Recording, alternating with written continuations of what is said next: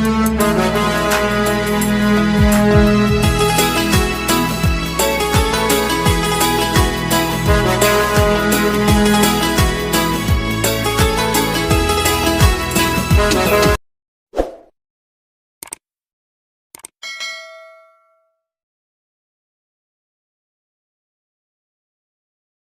ગુરુદેવ વિદ્યાર્થી મિત્રો, નવયુગ group of એજ્યુકેશનના online learning પ્રોગ્રામમાં આપ સૌનું સ્વાગત છે. આપણે ધોરણ 7 સામાજિક વિજ્ઞાન પ્રકરણ નંબર 2 દિલ્હી સલ્તનત જે ચેપ્ટરની વાત આપણે કરી રહ્યા હતા એમાં આગળના જે કોઈ પાર્ટ છે એની આપણે વાત કરી, એની ટૂંકમાં આપણે માહિતી લઈ લઈએ, પછી આજનો લેક્ચર આપણે આગળ શરૂ કરીએ. જેની અંદર આપણે પ્રસ્તાવનાથી શરૂઆત કરી હતી. સલ્તનત યુગની અંદર અલગ અલગ વંશના જે સુલતાનોએ શાસન કર્યું. ભારતમાં જે મુસ્લિમ શાસકો પૃથ્વીરાજ ચૌહાણ પછી જે દિલ્હીમાં સુલતાનો છે એનો યુગ શરૂ થયો શિહાબુદ્દીન ઘોરીથી, અને ત્યાર પછી મહમ્મદ ઘોરી, અને મહમ્મદ ઘોરી પછી કુતુબુદ્દીન ઐબક. કુતુબુદ્દીન ઐબક પછી એક ક્રમશઃ જે સુલતાન વંશના જે શાસકો હતા સુલતાન યુગમાં એ આવતા ગયા. એમાં ગુલામ વંશની અંદર કુતુબુદ્દીન ઐબક પછી ઇલ્તુમિશ, રજિયા સુલતાના, નાસિરુદ્દીન, ગિયાસુદ્દીન બલબન. બરાબર. ત્યાર પછી ખલજી વંશની આપણે વાત કરી હતી. જલાલુદ્દીન ખલજીથી શરૂઆત થઈ હતી અને અલાઉદ્દીન ખલજી, જલાલુદ્દીન ખલજી પાસેથી અલાઉદ્દીન ખલજીએ સત્તા આંચકી લીધી એના સસરા અને એના કાકા પાસેથી. ત્યાર પછી આપણે વાત કરી હતી તુગલક વંશની. તુગલક વંશની અંદર ગિયાસુદ્દીનથી શરૂઆત થઈ હતી. મોહમ્મદ બિન તુગલક, એના સમયની અંદર ઘણા બધા સુધારા થયા હતા, પણ એની અમુક તરંગી યોજનાઓ છે અમલમાં આવી ન હતી. ત્યાર પછી સૈયદ વંશ છે એની વાત કરી હતી આપણે. ખિજ ખાન છે એને શરૂઆત કરી હતી.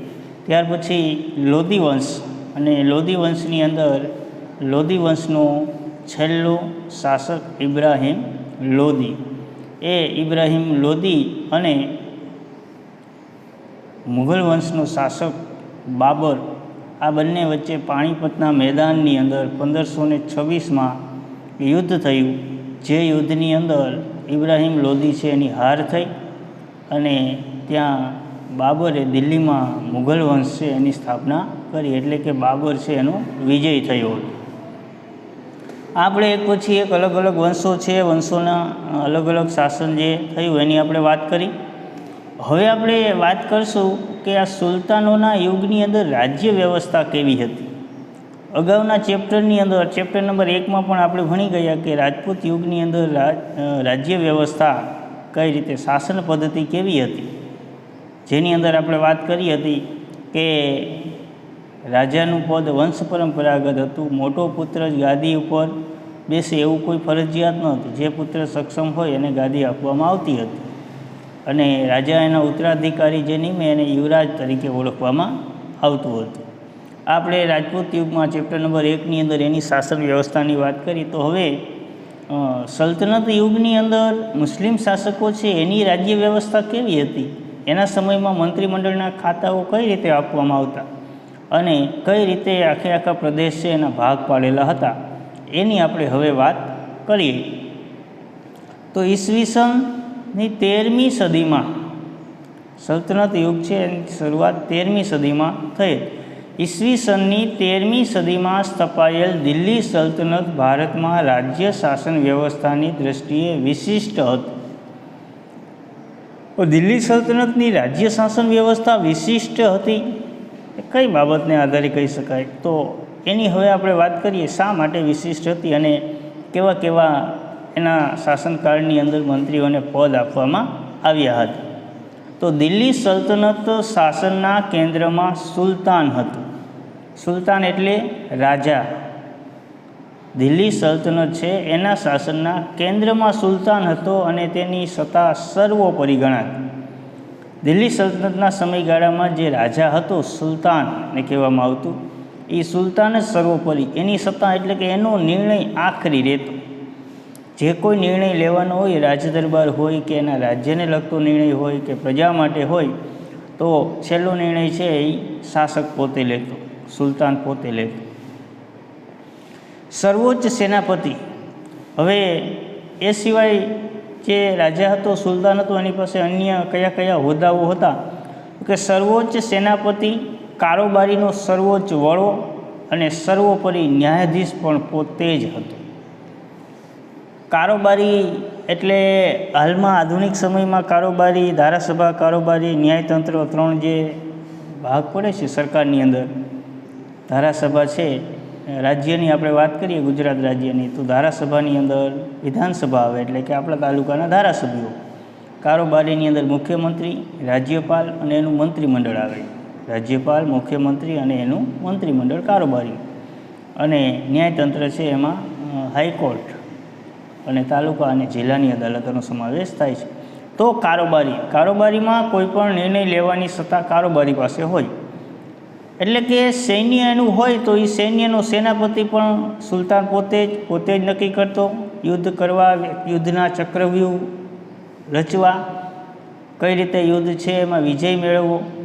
સેનાપતિ પણ સુલતાન પોતે જ હતો. કારોબારી એટલે કે નિર્ણય લેવાની સત્તા પણ કોઈ પણ રાજ્યમાં નવા નિર્ણયો ઘડવા હોય, મહેસૂલને લગતા, અન્ય પોલીસને લગતા, અન્ય દરબારની અંદર કોઈ એવા નિર્ણય ઘડવાના હોય તો એ કારોબારીને લગતા નિર્ણયો પણ સુલતાન પોતે લેતો. અને ન્યાયાધીશ પણ પોતે જ. એને નિમણૂક કરી હતી. એના નીચેના જે ન્યાયાધીશો છે, ગ્રામીણ વિસ્તારો છે, તો અહીંયા કણે પંચ જે છે એ પંચ નિર્ણય કરતું, ગામના મુખી. પણ રાજ્ય લેવલની જો આખી વાત આવે ને નિર્ણય લેવાની હોય તો એમાં ન્યાયાધીશ તરીકેની સત્તા જે છે એ પણ સુલતાન પોતે સંભાળતો. એનો રાજદરબાર ભરાય અને એમાં કોઈ ન્યાય માગવા આવે તો એની અંદર એમાં ન્યાય કરવાનો થતો. સર્વોચ્ચ સેનાપતિ, કારોબારી, સર્વોચ્ચ વડો અને સર્વોપરી ન્યાયાધીશ પણ પોતે જ હતો. સુલતાનને મદદ કરવા એક મંત્રીમંડળ હતું.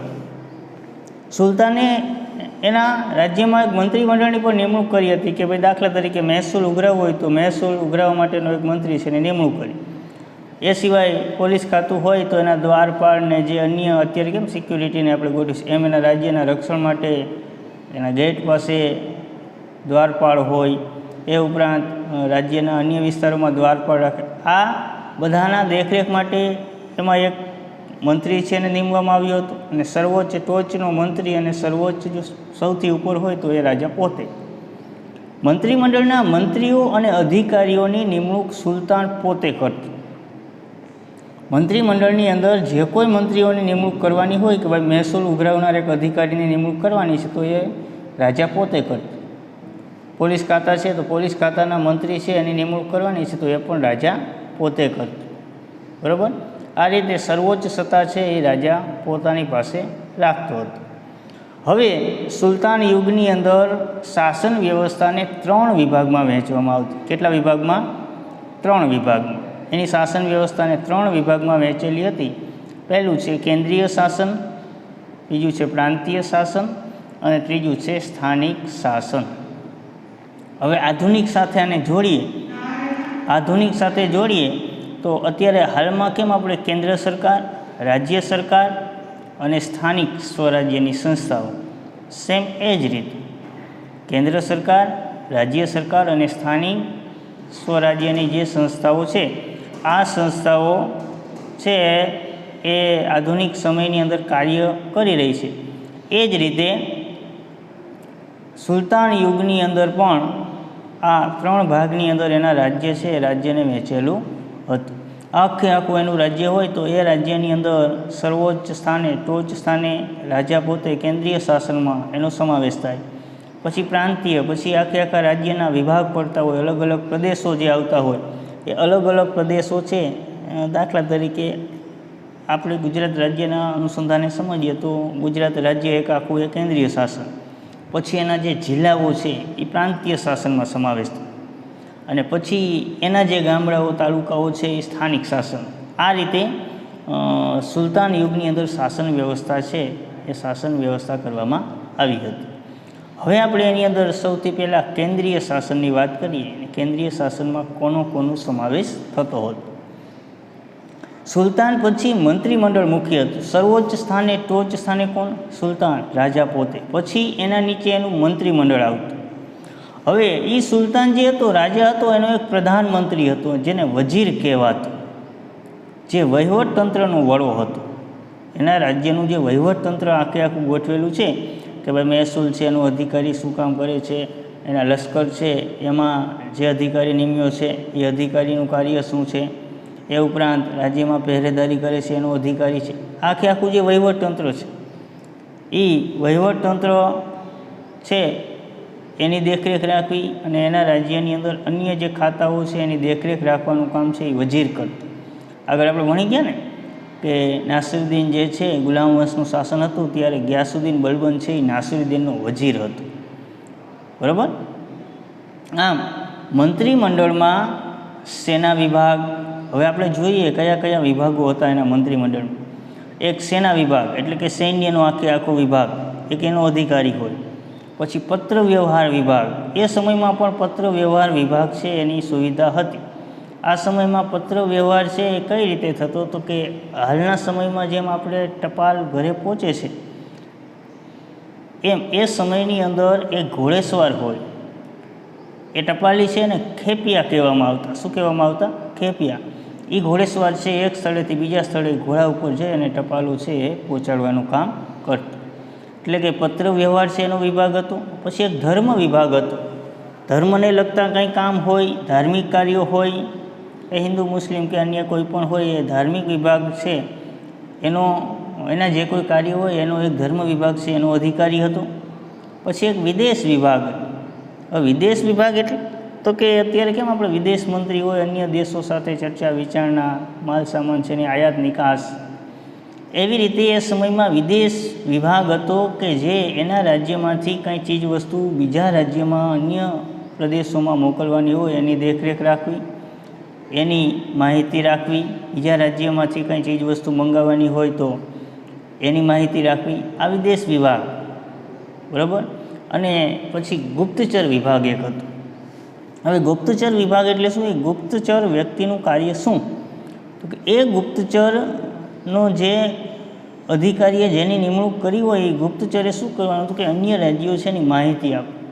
કોઈ રાજ્ય કદાચ ઓચિંતું આક્રમણ કરે એના રાજ્ય ઉપર, તો એ આ ગુપ્તચર જે વ્યક્તિની નિમણૂક કરેલી હોય એ આવી અને માહિતી આપી દે કે ભાઈ આ રાજ્યવાળા આપણા રાજ્ય ઉપર આક્રમણ કરવાના છે, અથવા અન્ય રાજ્યમાં શું ચહલ પહેલ ચાલી રહી છે એની ચર્ચા વિચારણા જે કાંઈ છે એ આ ગુપ્તચર છે એ રાજા સુધી પહોંચાડતું.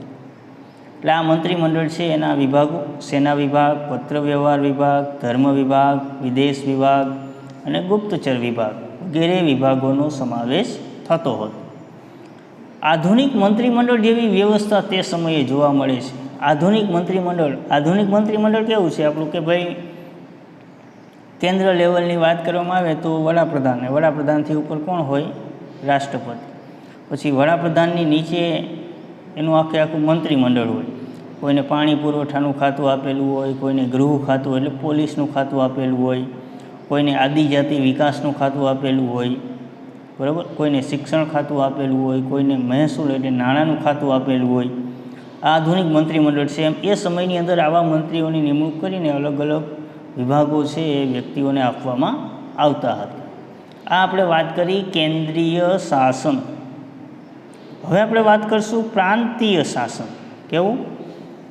પ્રાંતીય શાસન એટલે કે રાજ્ય પછી આપણે કેમ જિલ્લા આવે એમ એનું જે એક રાજ્ય હતું એ રાજ્યની વાત થઈ, પછી એની અંદર જે ભાગો આવતા હતા એ પ્રાંતીય શાસન. સલ્તનત કાળમાં પ્રાંતને જાગીરમાં વહેંચવામાં આવતું. શેમાં? જાગીર, જેને ઇકતા કહેવામાં આવતું. શું કહેવામાં આવતું? ઇકતા. એ સમયમાં જાગીરી હક ધરાવતું. મોટા ભાગના લોકો જે છે જેની પાસે સંપત્તિ, જમીન ને બધું હોય એટલે જાગીરદાર કહેવાતા. જેની પાસે વધારે જમીન ને સંપત્તિ હોય જાગીરદાર કહેવાતા. એટલે સલ્તનત કાળમાં પ્રાંત જે આવતો એને જાગીરમાં વહેંચવામાં આવતું કે ભાઈ એક આખો જિલ્લો છે એ આખી જાગીર કહેવામાં આવતી.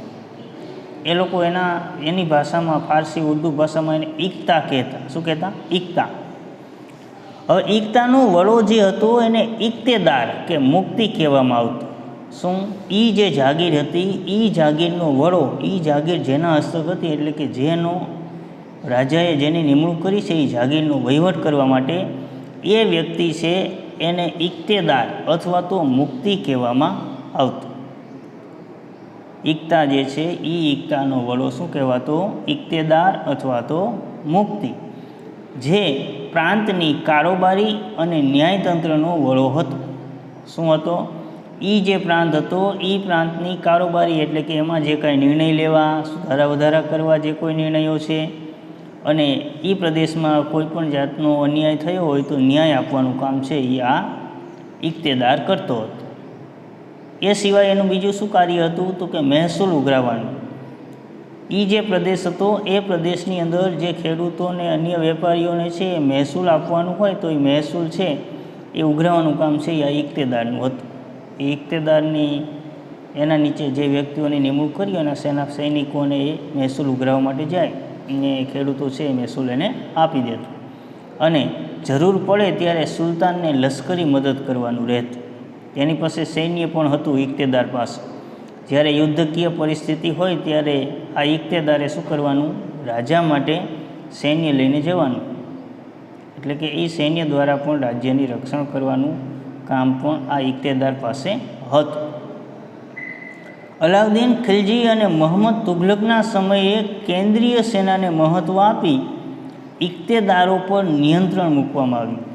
જો આ સમજો, અલાઉદ્દીન ખલજી વંશમાં અલાઉદ્દીનનું શાસન હતું ત્યારે, અને તગલક વંશની અંદર મોહમ્મદનું શાસન હતું ત્યારે, એ સમયે આ ઇક્તેદારો હતા એ ઇક્તેદારો પાસેથી અમુક સત્તા એને પાછી લઈ લીધી અને કેન્દ્રીય સેનાને મહત્ત્વ આપ્યું. રાજાનું પોતાનું જ સૈન્ય, આ ઇક્તેદારો સૈન્ય લઈને આવે અને એ વહીવટ કરે એમને, એટલે કે આ ઇક્તેદારોને જે સત્તા આપેલી હતી એ બધી પાછી લઈ લીધી, અને એનું જે રાજાનું, સુલતાનોનું સૈન્ય હતું, કેન્દ્રીય સૈન્ય, એ સૈન્ય છે એને મહત્ત્વ આપવામાં આવ્યું હતું.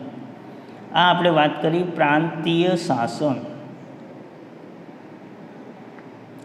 હવે પ્રાંત પછી સ્થાનિક શાસન. સ્થાનિક શાસનની વાત કરીએ તો પ્રાંત પછીના એકમને, પહેલાં આખું રાજ્ય પછી શું આવતું? પ્રાંત. હવે પ્રાંત પછીના એકમને જિલ્લા અને તાલુકામાં વહેંચવામાં આવતું, જેને અનુક્રમે સિક અને પરગણા કહેવામાં આવતા. શું? પ્રાંત પછી સ્થાનિક સ્વશાસન જે હતું, સ્થાનિક કક્ષાનું શાસન, એ સ્થાનિક કક્ષાના શાસન છે એ એકમની અંદર કોનો સમાવેશ થતો હતો? તો એમાં જિલ્લા અને તાલુકાઓ વહેંચવામાં આવ્યું. જિલ્લા અને તાલુકા ત્યાર પછી એ વર્તમાન સમયની સાથે એને સંબંધ જોઈએ બંને વચ્ચેનો, તો પ્રાંત પછીના એકમને જિલ્લા અને તાલુકા, જેને જિલ્લાને સિક કહેવામાં આવતું અને તાલુકા જે હતા એને પરગણા કહેવામાં આવતા. એમ કહે ને કે આટલા પરગણા છે, એમ સિક અને પરગણા તરીકે ઓળખવામાં આવતું. અને એની અંદર પછી નીચે ગામડાઓ છે, ગામડાઓનો પણ સમાવેશ થતો. પરગણાની અંદર ગામડાઓ આવી જતા. એ ગામડાનો વહીવટ છે એ મુખી કે મુકદ્દમ કરતો. અત્યારે કેમ આપણા ગામનો વહીવટ સરપંચ કરે, એમ એ સમયની અંદર ગામડાની અંદર જે વહીવટ સોંપેલો હતો એ મુખીને સોંપ્યો હતો. એ મુખી અથવા તો મુકદ્દમ તરીકે એને ઓળખવામાં આવતો હતો. તેને પરવારી અને કારકુન મદદ કરતા. હવે એ ગામડાની અંદર જે મુખી અને મુકદ્દમ હતું એને મદદ કોણ કરતા? તો કે એને મદદ કરવા માટે પરવારી અને કારકુન મદદ કરતા. જે નિમ્ન વર્ગના લોકો છે એ કહીએ આપણે પટાવાળાને, કારકુન એટલે ક્લાર્કને, એ બધા લોકો એ છે આ મુખીને એને મદદ કરતા. અત્યારે કેમ ગ્રામ પંચાયતમાં સરપંચ હોય તો સરપંચ છે એ ગ્રામ પંચાયતની અંદર ગ્રામ સેવક હોય. એ ગ્રામ સેવક ગામમાં આવકના દાખલા છે, એ ઉપરાંત ખેડૂતોના 7, 12 અને 8 અને આ જમીનના જે કાગળિયાની છે એ કાઢવાનું જે કામ છે એ ગ્રામ સેવક. એટલે એ રીતે મુખી કે મુકાદમ જે હતો એને પરવારી અને કારકુન જે છે એ મદદ કરતા હતા. આમ આપણે સુલતાન યુગની રાજ્ય વ્યવસ્થા જે છે એ રાજ્ય વ્યવસ્થાના મુદ્દાની વાત કરી. આજનો લેક્ચર આપણે અહીંયા સુધી રાખશું. નેક્સ્ટ લેક્ચરમાં કિલ્લા અને અન્ય જે બાંધકામો છે એની આપણે વાત કરશું.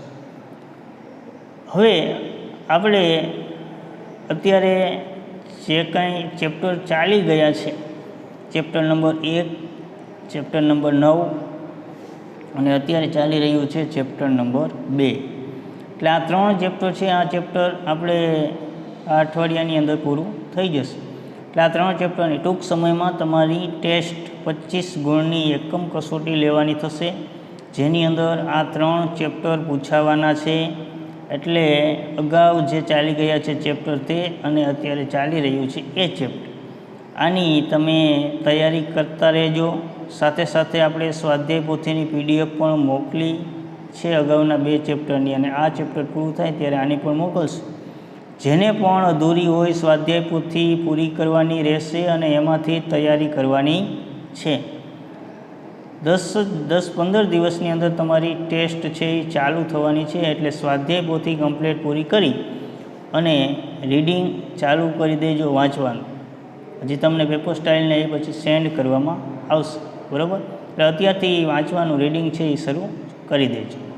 આજનો લેક્ચર આપણે અહીંયા સુધી રાખશું. નેક્સ્ટ લેક્ચરમાં આપણે આગળના ટૉપિકની વાત કરશું. અસ્તુ.